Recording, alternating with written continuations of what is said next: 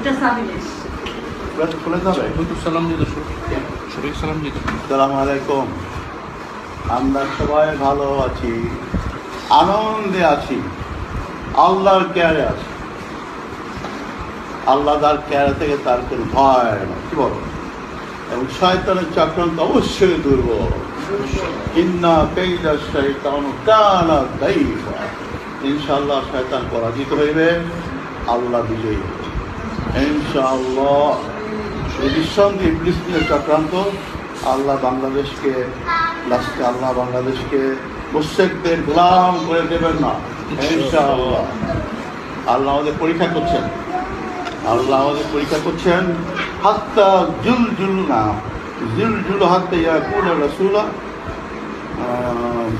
মাতা নাসরুল্লাহ আলা ইন্না নাসরুল্লাহ কারীব। রায় রাগ পর্যন্ত জুলজুল ভাব ছিল না, রায় হওয়ার পর জুলজুল ভাব চলে আসছে। এখন আল্লাহ চাইবে ইনশাআল্লাহ। নিঃসন্দেহে ইহা একটি শয়তানের চক্রান্ত, এবং শয়তানের চক্রান্ত পরাজিত হবেই। আল্লাহ বাংলাদেশের 16 কোটি মানুষকে মুশরিকদের হাওলা করবেন না ইনশাআল্লাহ। আমরা অবশ্যই বিজয়ী হই ইনশাআল্লাহ।